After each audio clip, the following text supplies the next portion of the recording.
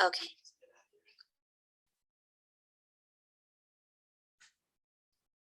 All right. Before we begin, I would like to respect the land that I'm on today. For people that don't know, I live on Gabriola Island, BC, Canada, and we are meeting on unceded territories of the Sunemo people. So I'm grateful to be here with you all. My name is Sandra Louis, and I'm your professor today.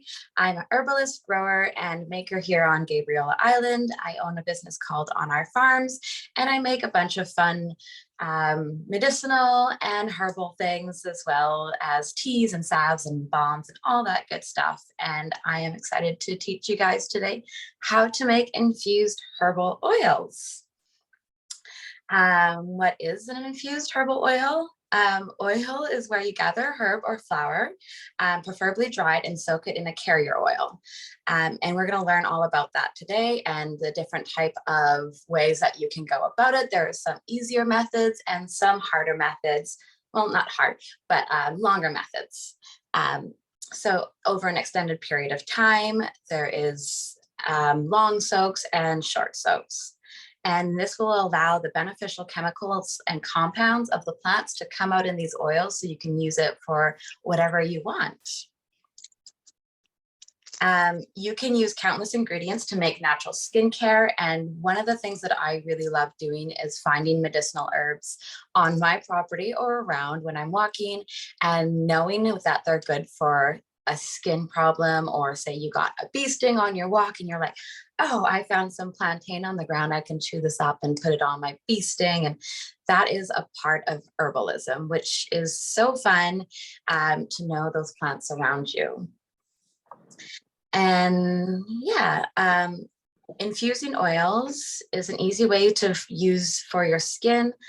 Plants are a little bit more challenging since there's a few cases that you won't want to walk around with plant material on your skin. So that's why we extract the oil and the plant matter together. And then we take that plant matter out to just use the oil itself.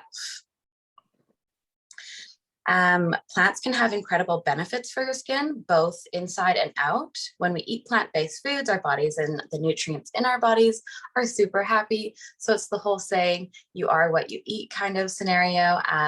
And you know, you wanna feel good on the inside, so you can reflect that on the outside as well. So I love learning more about how plants can do that for us, and not just things that we find at superstores and, you know, markets and stuff like that. Things that we can literally just walk outside and look on the ground and find. And that has always been like a huge thing for me, and I've always loved it. So I'm excited to share this knowledge with you guys. So yeah, we're going to learn how to make some herbal oils. I have a whole bunch of oils here and some herbs, and we're going to go through the process of what the different processes are to extract those.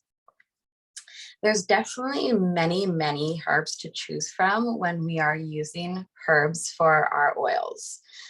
Depending on what kind of skin ailment you're trying to work with. So if you have eczema, dry skin, if you have a rash, if you, like you said, if you have a bug bite, there's different plants for different things. So it's always fun to learn what plants not only work best for you, but what work best for what you're trying to accomplish. So there's the different types of herbs are calendula, cannabis, chamomile, chickweed, comfrey, common daisy, echinacea, lavender, lemon balm, peppermint, plantain, rosemary, self-heal, St. John's wort, yarrow, and in most cases, it's best to work with those all dried.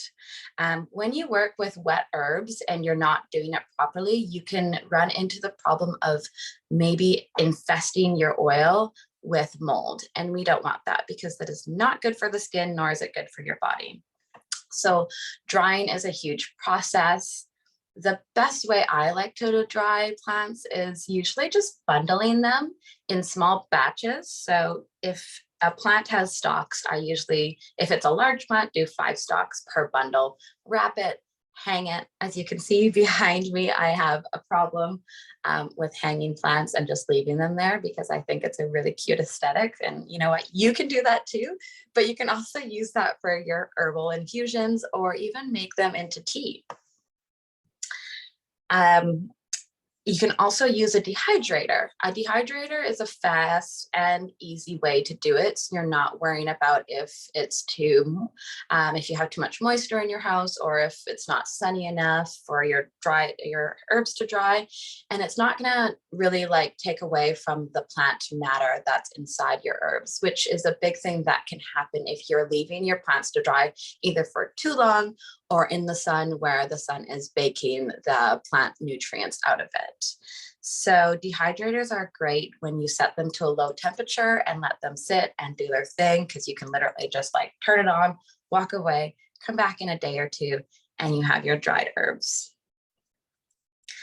So yeah, that's an easy way to go about it. Either hang dry, dehydrate. Also, putting it in your oven. I find when I put in my oven, it's a very great way to get a lot of plant matter in one go, because you can put a lot of plant matter on one dish depending on how big your dehydrator is. I'm not rich. I know a lot of people aren't. Dehydrators are expensive. I have a cheap one I probably bought on Marketplace for like $50. But there's like some large dehydrators that are probably like $3,000, $4,000 that would do large batches. So I find drying and using my oven is like way better because I don't have money for that. And yeah, it still gets the job done. So when you're using your oven, it's the same as a dehydrator method. You kind of just want to put it on the lowest temperature possible, as well as make sure that you're checking your herbs so they're not going to be over crispy. Just making sure that they get dried enough that when you put them in a tight sealed jar that they don't mold, and you're good. That's it. That's all you need. So we're going to talk about liquid and solid carrier oils as well. So when you're mixing your herbs with your oils, we're going to use a bunch of different herbs and oils. So there's going to be a lot of things to choose from. You can go from solid like coconut oil and shea butter to liquid oils like olive oil, sunflower oil, sweet almond oil, and it all depends on what you're wanting to use it for once again. I find in my infusions, I like using light-based oils, so like a sweet almond oil or sunflower oil, because the skin kind of takes it in more than if you were to use a more thicker oil like an olive oil. Olive oil is amazing when you're making skin salves and balms. So it's a thick layer and you're using it for rashes and things that you want to stay on your skin longer. But when you're using it for face oils and you don't want that greasy residue, lighter oils are best for that. Yeah, so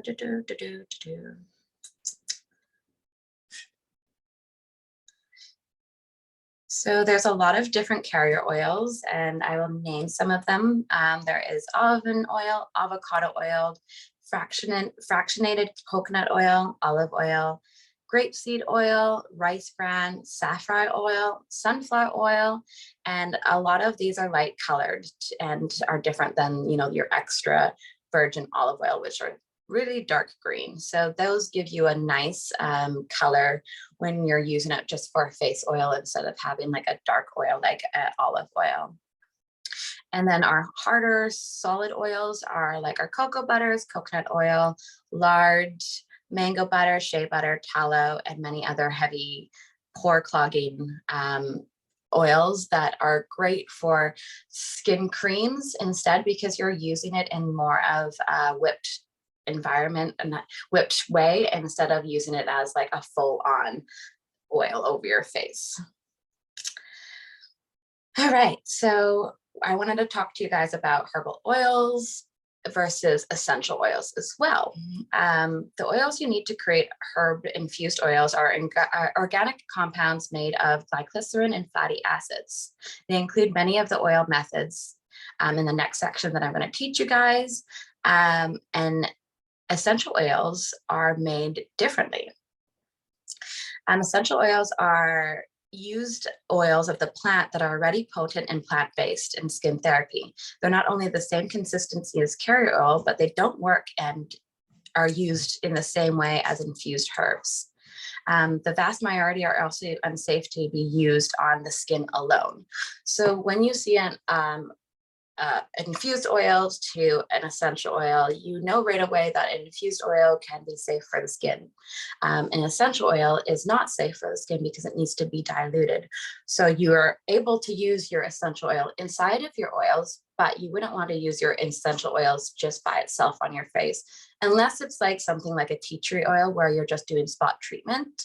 But even then, you still want to wash that off your face so it doesn't burn, because the concentration inside the essential oil is so high, where the infused oils are not. So we are going to learn about our infused oils now. So first I want to teach you guys how to do this, and then I'm going to show you guys how each one is kind of done by hand, so we can kind of get some hand-on stuff going on here. And it's fun for me to show you guys what I do usually on a daily basis. So the first way to do an infused oil is the slow infusion, which is using plant matter. So say you want to make a lemon balm infused oil, but you don't have to do it in a rushed time state. So you're like, oh, I'm just going to make some. And what is the best way to do that? It would be the slow infusion.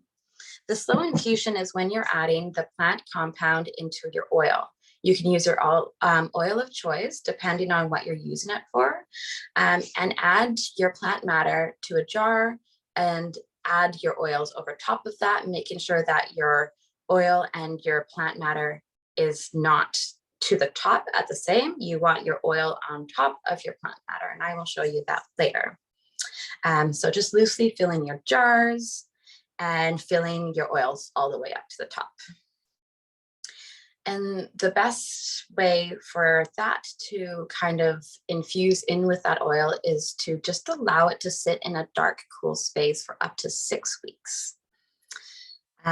You want to make sure that your plant matter is completely dry, because you will run into mold and all of that kind of stuff, where you would be looking at it after 6 weeks being like, now I have to throw this out. What a waste of time. What did I do with myself? I have no idea what I'm doing.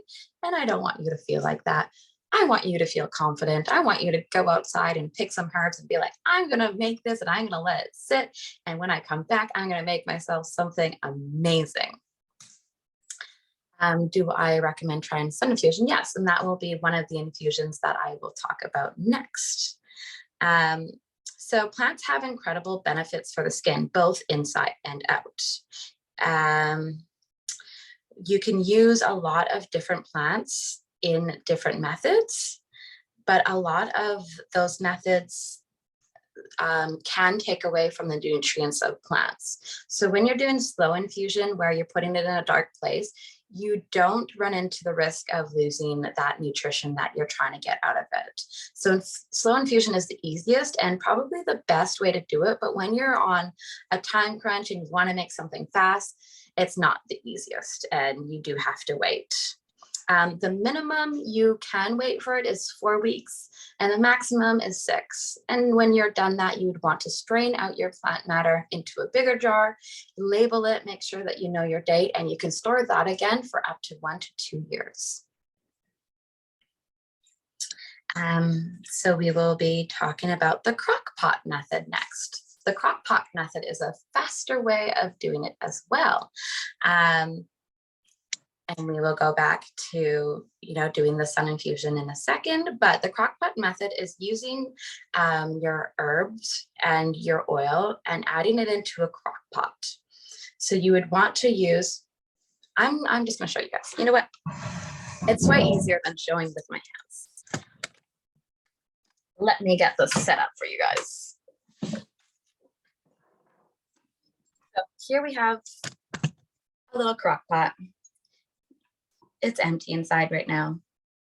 So this is going to be the crock pot method, and this is what we're going to infuse our oil with. So depending on how big of a jar you have, you want to make sure that your jar and your crock pot are able to fit. So we can see that this jar fits perfectly in here.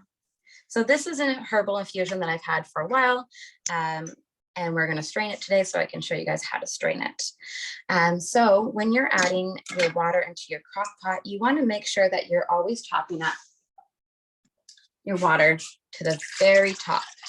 And you want to make sure that the water and the jar are both at room temperature so that the jar does not crack and that these can heat up together, because the last thing you want to do is put this into a hot boiling water crock pot and this exploding, therefore losing more of your product and not having a fun time cleaning up, because I've done that many times and learned from my mistake. We don't want that. So now we have filled this up to the brim. We will turn it on to low, and we're going to do this for 48 hours, coming back every couple of hours. And if you're doing it overnight, make sure that you top it up to the really top, and first thing in the morning, go back and make sure that there's still water at the top. And if there's not, fill it back up, because what will happen is the water will evaporate because of this being so heavy that there's not that much water on the bottom. But once you put it in, the water does rise. So you want to make sure that the water is always to the top so it doesn't crack your jar, once again, creating more mess and losing your product. So that's the crock pot method. So adding your herb into your jar, filling it with oil. As you can see that my plant matter is down here and my oil is up here. And we are going to allow that to sit in here for up to 48 hours. And that is the crock pot method, which is a fun and easy way to infuse your oil and fast. 48 hours, you'll be done with it. You can use your oil for whatever you want afterwards. That is that one.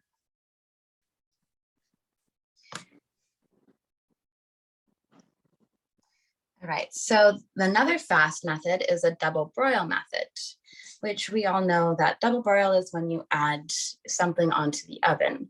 So it would be the exact same as using a crock pot method, but in a pot with water and adding a piece of like not paper towel, but putting like a cloth down, like a hand cloth on the bottom of your jar. Let me show you.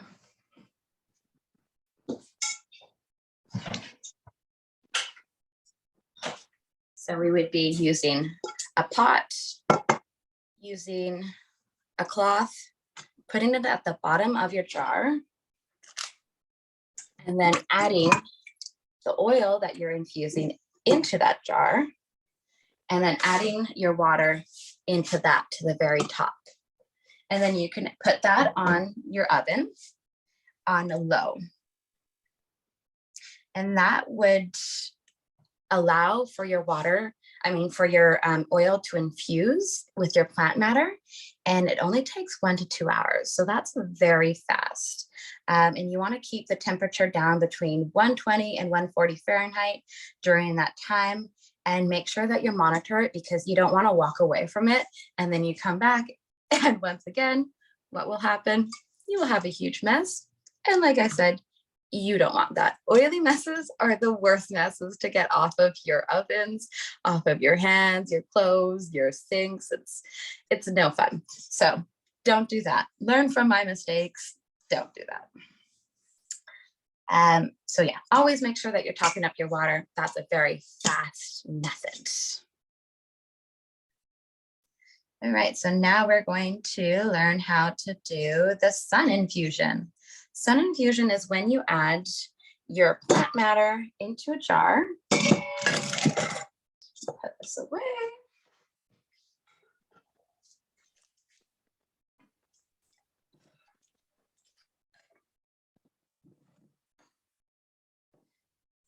I'm going to make a lemon balm sun infusion today. I'm showing you guys how I do it. So we are going to want to take our very dried herb. You can see super dry. There's no moisture in this. And we are going to add it to our jar. You want to make sure that you fill up the jar as much as you can to get as much potency from the herb as possible.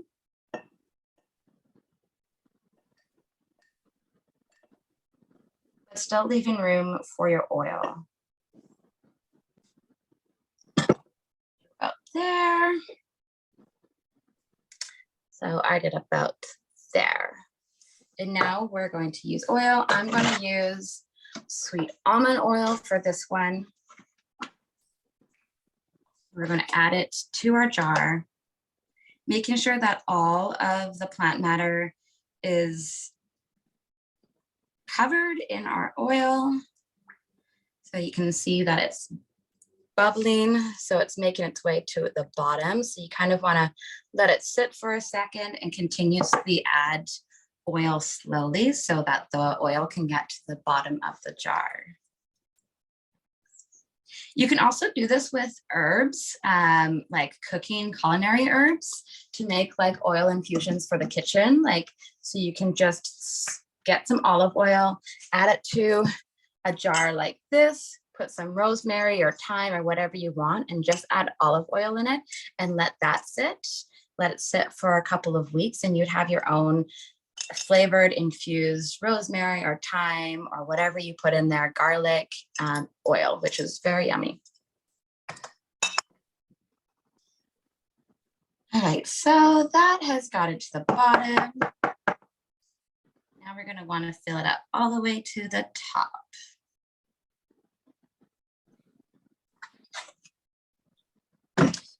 So we don't want to put a full cap on here.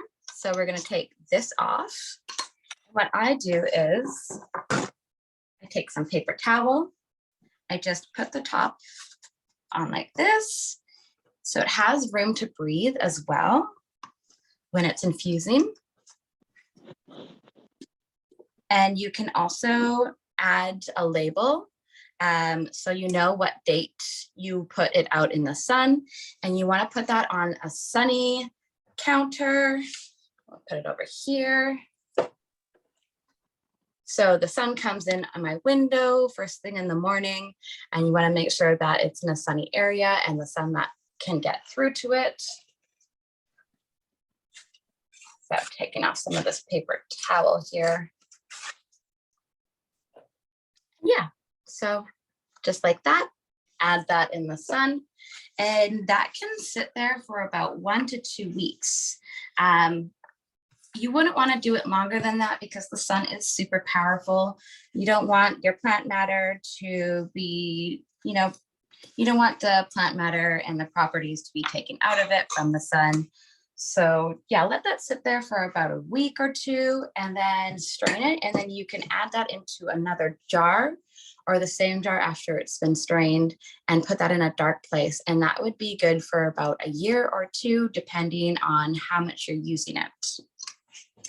And then you can use that for your skin oils, a skin salve, whatever your heart desires.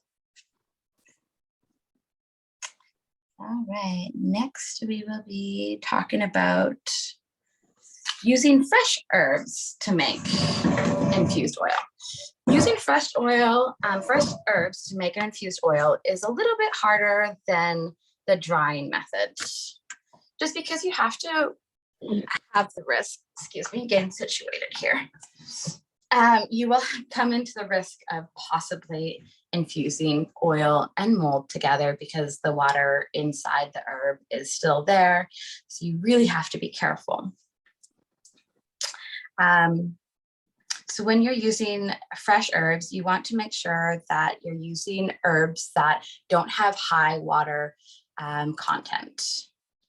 So things like chickweed are one of the best herbs to use as like a fresh herb infusion, just because they're very, very low in water content.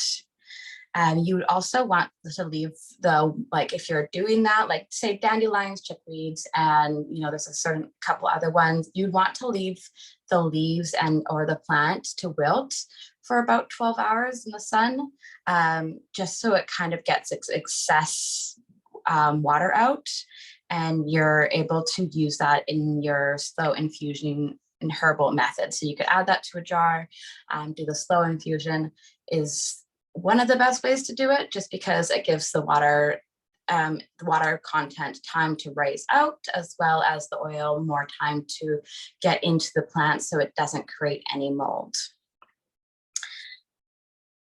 And using a fermenting weight is also a good idea, so your water doesn't rise, your plant doesn't rise to the top, therefore contracting the oil, the water, and the plant, that's where the mold would actually come out of. You would look into your jar if you didn't use a weight, and you would just see mold, and we don't want that. But never use fresh herbs creating for lip products. Just because it can actually cause more problems in the skin through the lip and the mouth area, just because it's so close to your mouth that if there is any mold in it that you don't even see, you would actually eat it. And we don't want that. We don't want that inside of you, and we don't want to make you sick. So using fresh herbs is definitely something that I don't do that often. I did it once, it molded, and I said, hey, that's not for me. I tried it. I'd rather do the dried method and doing all my other methods other than doing the fresh herb infused oil. But hey, that's what happened to me. Might not happen to you, so you can try it out. And straining your herbs. So when you strain your herbs through your oils, like I said, we're going to strain this big boy, and we are going to strain it into a jar. We're going to use a cheesecloth. So this cheesecloth I got at the dollar store. It's probably the best place to get your cheesecloth, because cheesecloth can be expensive, and you're just using this just to strain, nothing else. And you might go through lots of it, just because sometimes I double up on it. So usually they come pretty thin when it's just one ply, and your plant matter would still get through it. So what I like to do is I take my cheesecloth, I fold it in half just once, and then I cut it from there.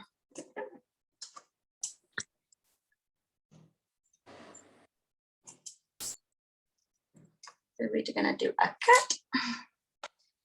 Now we're going to open up this jar, and we're going to strain it, because it needs to be strained and I've left it for too long. We're going to add the cheesecloth like this. I usually leave, instead of using it like super flat like this, I usually like make a little indent inside of it, so it gives it room to breathe when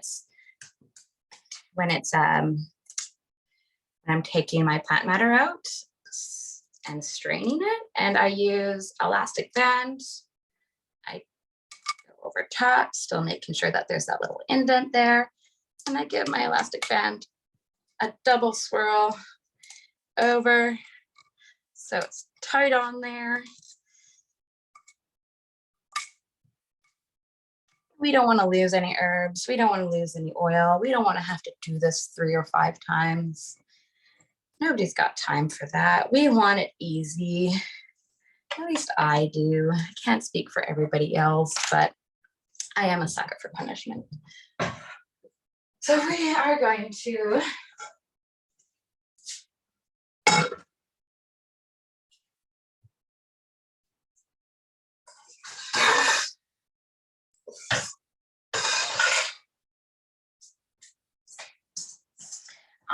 dump it into here.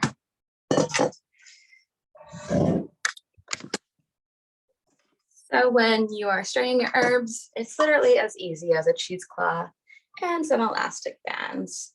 And see there that there's no plant matter coming out. It is just the full concentrated oil. So in this oil is actually evergreen pine needles, and it smells absolutely amazing. You can see that beautiful green color. I don't know if you can see it from there. Maybe I'll bring it closer. This is how I make accidents everywhere because I do things like that. But see how green that is. This was infused with sweet almond oil, and the color of the pine needles actually came out with the oil. So it's very, very beautiful and green. I'm excited to use this to make something. There is definitely like easier ways if you have bigger jars like this to strain it. Like I know I do in my workshop have like a little top thing that I just let it sit on, and then I let it sit there for a while, and then I come back but who needs the easy way? We like the hard way today. All right, so once you kind of get down to your bottom, we're going to want to take the plant matter out of the jar, which is the messy part, but it's only one of the messy parts. So we're going to do this. We're going to take our cheesecloth off. We can use the same cheesecloth if you want, but because I don't think this is big enough for the amount of plant matter I have, I'm going to cut off a bigger piece, and I'll show you guys how to extract the rest of the plant matter. So we're going to do the same thing again. This time I'm going to open it up because I have lots of plant matter here.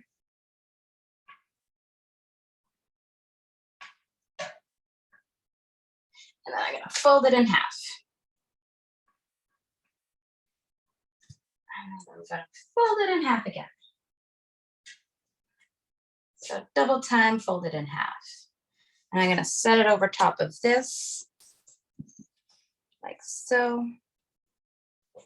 And then I'm going to get some of this plant matter out, holding this at the same time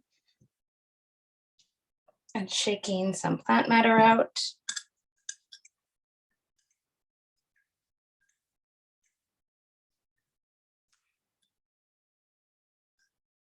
We have that leftover pine needles that were in there, but they still have so much oil in them that we want to get that oil out, because wherever the plant is, that's where the best medicinal properties come from. So we're going to want to take our cheesecloth.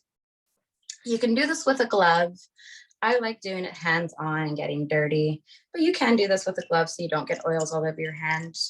And we're going to twist. So once you twist and twist harder, the rest of that oil is coming out. And it's kind of like some straining infused oil ASMR there.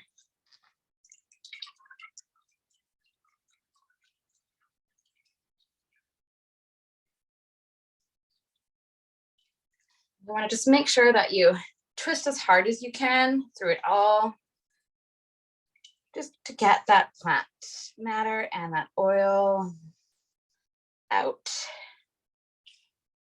And then that's it. So now you're left with some pretty dry pine needles, like so. You can use your dried herbs content. So once you're done straining, you can use, I'm not going to use the pine needles for it, obviously, but say you're doing something like lemon balm or you're doing sage, you can reuse the plant matter that's left in your cheesecloth for more things, like making a sugar scrub or salt scrub, or using it in soaps, because the plant's job is never done. And if you don't want to do that, I suggest just putting your plant matter into the compost. As long as you've taken a lot of the oil out, it shouldn't be bad for your compost at all. You just wouldn't want to do it consistently.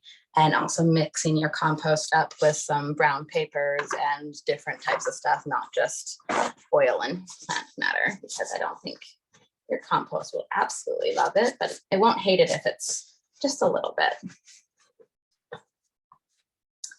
So yeah, little pine needle got in there. I'll dig that guy out. I'm just gonna stick this over on the other side of the counter so I don't take it everywhere.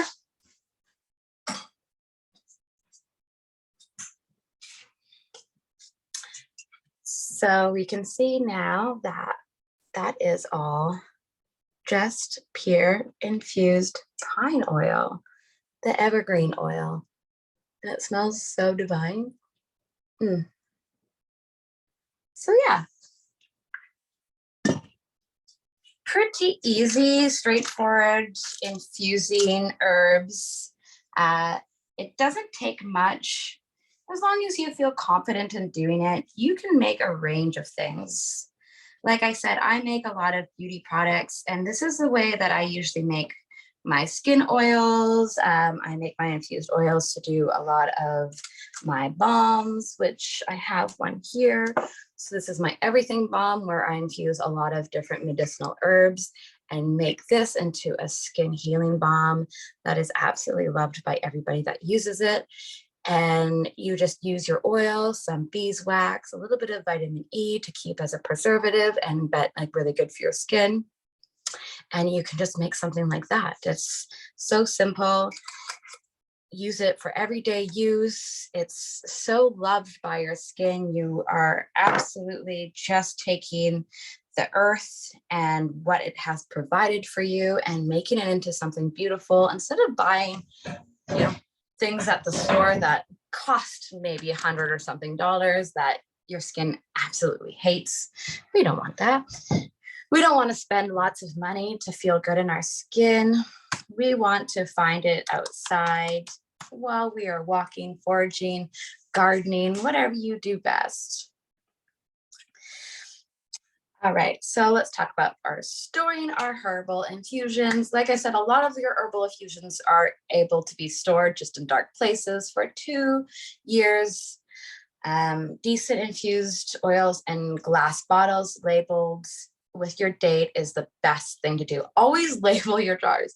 I cannot tell you guys how many jars of stuff that I've had on my shelves, and I've like, oh, I will remember what that is, yada yada, and I haven't. I go back and I'm just like, what the F is that?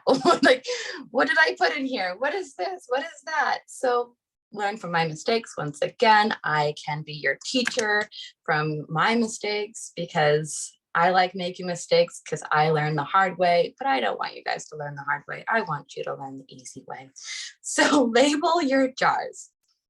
Yes, label your jars. My one piece of advice through this whole little class is just label your jars. Even if it doesn't turn out to be something that you use, label it. You'll know that it's there. You'll know what it is. You always want to use glass jars as well, because plastic can leach into your herbal infusions. And we all know that plastic is not good for the body, and it's not good for the skin. So yeah, use glass jars. It's really easy, and it's a cheap way to kind of I guess, repurpose things.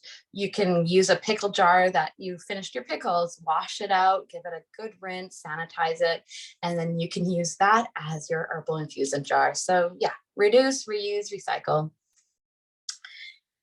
And so you also, if you are not leaving your glass jars in dark places, because a lot of glass jars are clear, find dark jars like the amber ones or the green toned ones, if you have it in a somewhat sunny area, because some people like displaying their things, which I absolutely get, because aesthetics is everything. So use a darker glass, because then the sun and light won't penetrate through to the oil when you're trying to store it. Yeah, so protect it from sunlight and heat.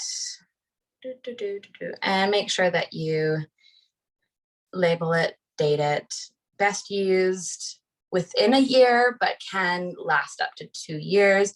But the longer that you have it on the shelf without using, the less of the potency that your oil is going to be. So if you want something super potent, like my oil that I just took out of the bottle, use that right away. Use it as fast as possible. And so you can use that in your skincare and cells. Yeah. Let's see, what else do I have in here? So you can make skincare, lotions, cream, lip balms, massage oil, serums, eyelash oil, hair care salves, and there is lots more. I will put together a little video and add it and give it to the academy so I can show you guys how to use. I'll use this pine needle oil and we'll use it for something fun, and I'll show you guys how to do that in a small little 1-minute video, which is going to be great, and I'm excited for that. All right, do we have any questions now that I've done my whole talking for 50 minutes straight without breathing? I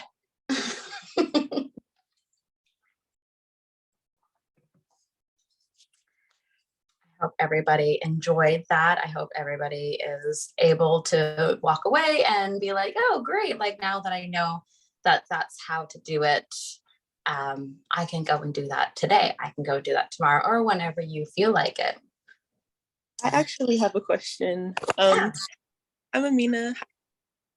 So it's interesting. I actually didn't even realize that the oil class was today, and I started doing an oil with calendula, and but so I looked on YouTube, and on YouTube it was the person did the calendula, and then they put alcohol in there, and then they put it in the blender.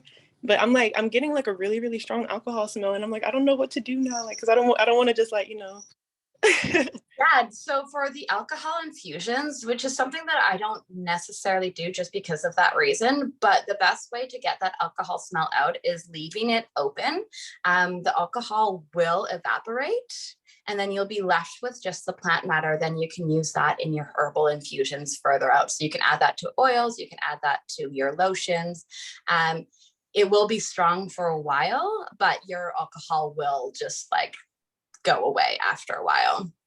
Would you recommend? So I'm actually making it for a dog. I know that sounds like, but I kind of am nervous about the alcohol level just because, you know, dogs like to lick whatever is on them off of themselves. So like, do you think it would probably be better if I just kind of started over? If you're doing it for a dog, and yeah, because they do ingest it, and it is toxic for them, alcohol, you never know what the alcohol content is in the last bit of your process unless you test it yourself. I would start over if you could. Use that for something else. Use it in like oil for yourself, or use it in, you know, you can use calendula in drinks as well, so it is ingestible. You can use it as like a bitter or something fun for like a cocktail. But yeah, I would just use an infused oil method just because it's easier. And if they do lick it, dogs are not, they're not susceptible to having a reaction to any like oil or carrier oils or anything like that. Like, they love coconut oil and that kind of stuff. Are you using it for like a skin problem on a dog? Yes, he's got a skin problem. And then I was actually really inclined to use wormwood too, somehow, some way along like in this process, but I wasn't finding anything as far as how to make that happen. I was just seeing a bunch. You wanted to use wormwood for the dog or for yourself? For the dog. For the dog, okay. And for like skin or for like parasitic use? Both. For both. You would want to make a tincture. If you're going to use it for the dog, you can use vegetable glycerin instead of using alcohol. So you're not, so the dog is not ingesting alcohol. You can use the plant matter, of course, dried, and then adding in with vegetable glycerin, and then using that as a tincture. Also, vinegar works really well. So once again, you're not using alcohol, but you're still extracting the plant matter out of the wormwood to help with the parasitic problems that whatever your dog has. And for the skin, I would just make a balm with it as well. There is some really cool old-fashioned ointments that are used with wormwood that are like dates back like 100, 200 years. I would trust that way more on a dog than using an alcohol-based anything. Because I was sitting here like, dang, this blender is really going and it just smells like straight alcohol. I don't I could take a shot of this and get drunk. Yeah.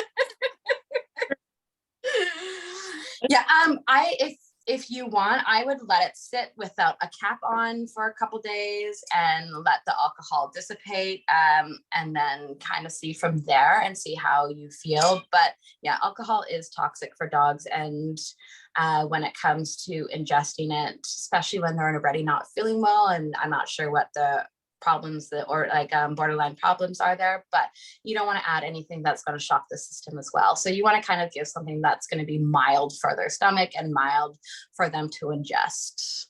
Okay. Yeah. Well, I appreciate that. No problem. I appreciate the question. Absolutely. And I've definitely enjoyed your class as well. Thank you. Oh my gosh. Yeah, I'm sweating inside my house. It is summer here. It's, it's like 25 degrees outside, which is not that hot in retrospect, but when you're sitting inside a house, it's like, I need to go to the beach. Is that like Celsius, 25 degrees Celsius? Yeah, Celsius. So that's peanuts, but like here it's a lot.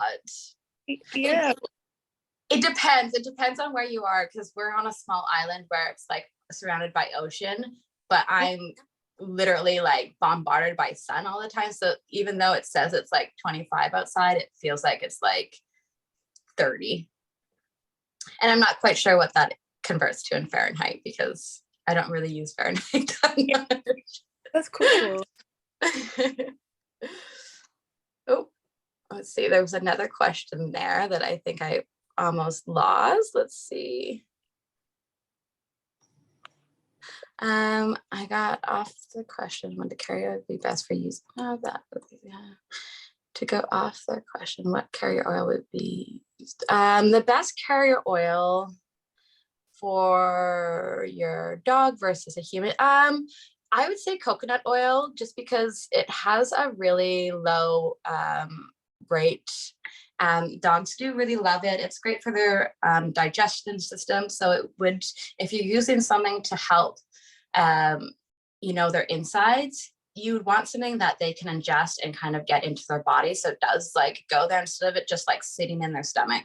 I'm not a vet, nor am I like somebody that does a lot of like dog herbal remedies, but I would say coconut oil, fractionated, or just regular, or olive oil. And you can use that as either a skin salve. Like I know a lot of people do make like cute little dog skin salves that you can put on their paws, or if they have like a cut. If you have it, if there's a cut somewhere that you're trying to help your dog with, that you want to do it the most natural way possible, the best way so they don't lick it off is obviously covering it. So adding your salve onto your dog and then covering it with something, or putting, one of those cones over their head, which they absolutely hate, but they look so cute when they do it. I am a parent of 3 dogs.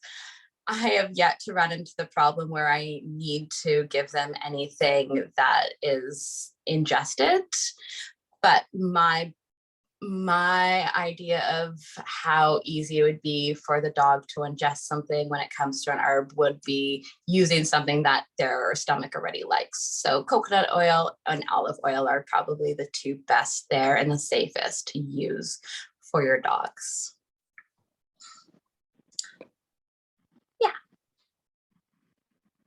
And let's see if there's any more questions. I don't know if I've missed any. Thank you so much, by the way. That was so awesome. I can't wait to go on our foraging adventures and use all the dried herbs to make oils. It's going to be so fun. Yay. Yeah, you guys need to just like go out there and like grab it all, come in, and then just make some infused oils with it, because it is so fun. It's like one of those things that you're like, oh, this is what plants are made for. They're made for like our skin loving, our health. They're made, not just for just looking at it and be like, that's a weed. So I'm glad that you had a great time watching me just talk at you guys. Oh, it's been wonderful. And usually when we go on our big class foraging adventures that we have, I use most of the herbs to make tea, just because that's the easiest, or tinctures. I've gotten really good at tinctures. But I didn't realize that making oils was so easy with just like stuff that you had at home. Because I've watched YouTube videos and you always need like a lot of equipment and like a lot of big expensive things. And so thank you for making it so that everybody can do it. Yeah, we don't want to have to spend hundreds of dollars to just use free weeds that are not weeds, but plants that we find outside. Yeah, I mean, even weeds. We want to come inside. We want to be like, oh man, what do I have to use? And that's like my biggest thing. I didn't grow up with a lot of money, so I've just been like, what can I use that I have? Yeah, which is awesome. Yeah, yay! I'm glad you enjoyed it. There was a question here, chat. Off the question, infused oils are one of my favorite things to make. This class was great. Oh, thank you, Sky. That was really nice of you to say. Thank you. I appreciate. Love this. Oh, thank you, Gabriella. Gabriella. I think did I say that right? I hope I said that right. I do want to say to anybody who is here, who is not enrolled in the Divination Academy, that the Facebook page where you found this event, if you send us a message, you can enroll in the Academy and have access to all of the free classes and all of our events and foraging adventures and all of the cool things that we do. And the entire Academy and all of it is completely free. I do not charge any money. So if you would like to join us, please send us a message. Yes, please do that, because the Academy is absolutely amazing, and what you guys learn and what you guys all do, and everybody that kind of has their own little niche and teach, are all so beautiful and unique and absolutely lovely. So if you're not a part of the Academy and you're watching this, go do it. Listen from me. Thank you so much, Sandra. That was so sweet. All right, you guys. Well, I really appreciate you all so much. Thanks for being here. I'm gonna go take a cold shower because I am burning up. But I will see you guys next time. And yeah, I'm really excited. Awesome. I'll see you next time. Thank you so much. Have a great night. Bye.